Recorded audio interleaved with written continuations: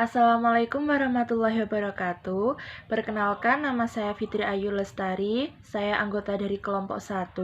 Nomor NIM saya 124051931102. Di sini saya akan menjelaskan materi mengenai pengertian dari manajemen keuangan dan juga fungsi dari manajemen keuangan. Yang pertama, pengertian dari manajemen keuangan. Menurut Darsono pada tahun 2011 menjelaskan bahwa manajemen keuangan adalah aktivitas pemilik dan meminjam perusahaan untuk mendapatkan sumber modal yang semurah-murahnya dan dipergunakan seefektif mungkin, seefisien dan seekonomis mungkin untuk menghasilkan laba. Kemudian, manajemen keuangan itu sendiri berhubungan dengan 3 aktivitas penting, yaitu yang pertama, aktivitas penggunaan dana. Di mana dalam aktivitas penggunaan dana ini itu aktivitas yang digunakan untuk menginvestasikan dana di berbagai aktiva. Kemudian yang kedua ada aktivitas perolehan dana. Maksudnya itu adalah aktivitas mendapatkan sumber dana baik dari sumber internal maupun sumber eksternal dari perusahaan. Yang ketiga aktivitas pengelolaan dana. Maksudnya yang ketiga itu aktivitas pengelolaan aktiva. Setelah dana diperoleh dan dialokasikan dalam bentuk aktiva, maka pengelolaannya itu harus dilakukan. Kemudian materi yang selanjutnya yaitu adalah fungsi dari manajemen keuangan. Fungsi dari manajemen keuangan itu sendiri ada 3. Yang pertama, fungsi dari manajemen keuangan adalah menyangkut kegiatan perencanaan, analisis, dan kegiatan pengendalian dana atau kegiatan dalam keuangan. Selanjutnya, mendanai kegiatan perusahaan melalui perolehan dana dari pasar keuangan atau financial market yang kemudian diinvestasikan pada aktivitas atau kegiatan perusahaan. Selanjutnya yang ketiga, sebagai pengambil keputusan tentang penggunaan dana atau investasi, perolehan dana.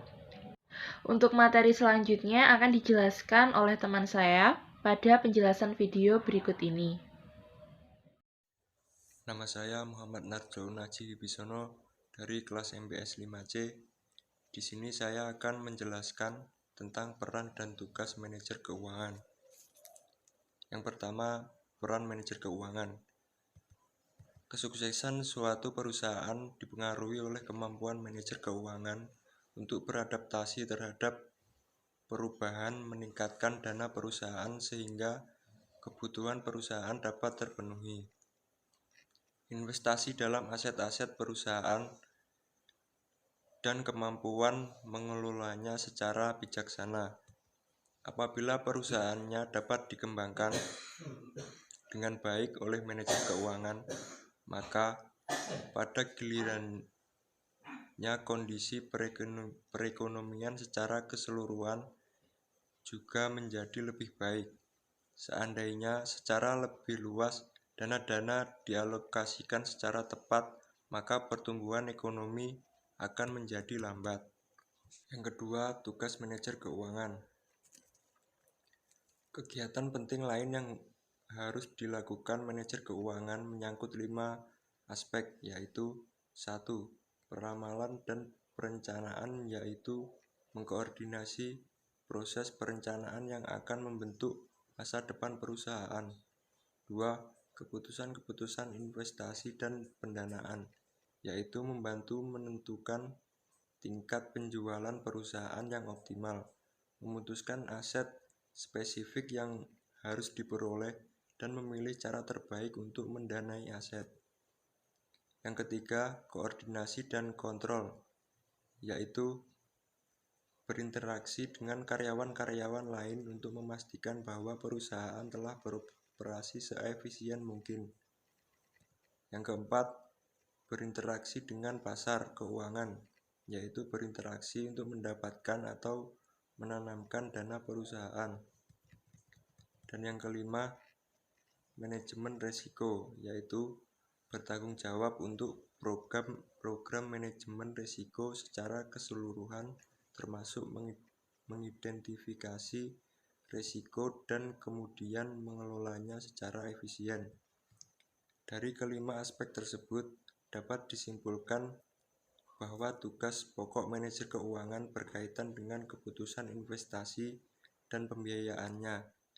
Dalam menjalankan fungsinya, tugas manajer keuangan berkaitan langsung dengan keputusan pokok perusahaan dan berpengaruh terhadap nilai perusahaan. Assalamualaikum warahmatullahi wabarakatuh. Perkenalkan, saya Fitria Nurila Yulia dari kelas MBS 5C. Di sini saya akan menjelaskan tentang tujuan manajemen keuangan.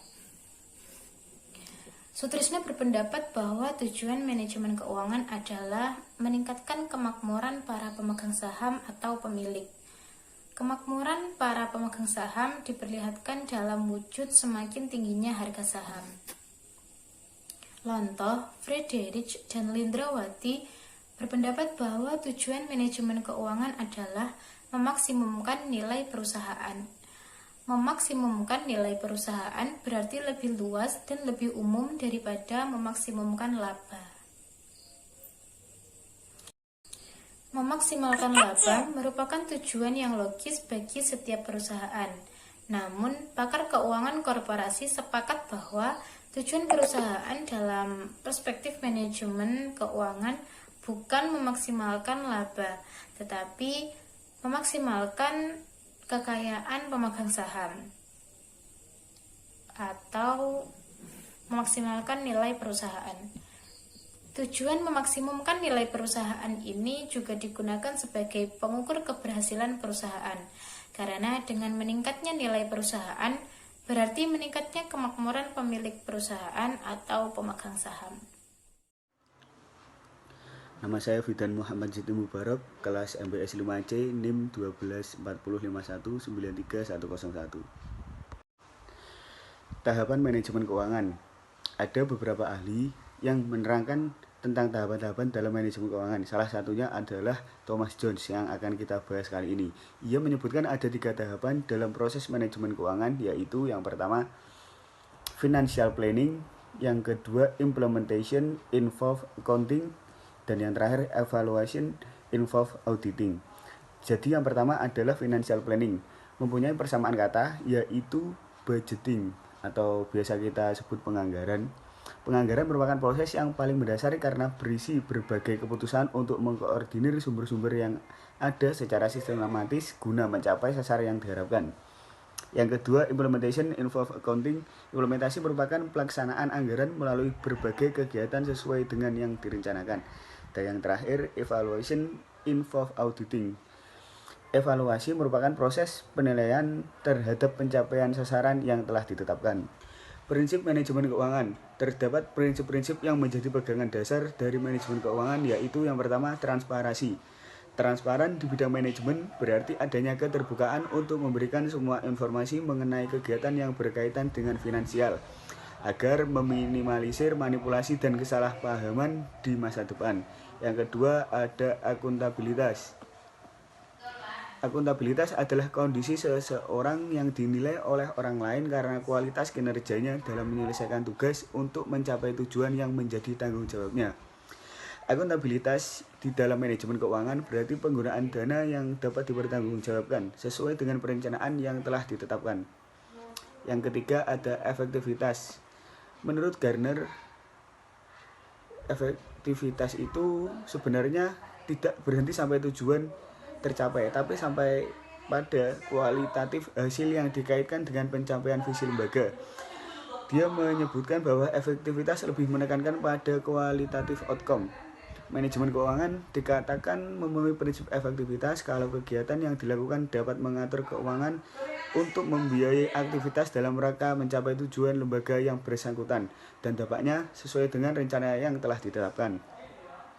Yang terakhir ada efisiensi. Efisiensi berkaitan dengan kuantitas hasil suatu kegiatan. Efisiensi adalah perbandingan yang terbaik antara masukan atau biasa disebut input dan keluaran output atau antara daya dan hasil. Daya yang dimaksud meliputi tenaga, pikiran, waktu, dan biaya.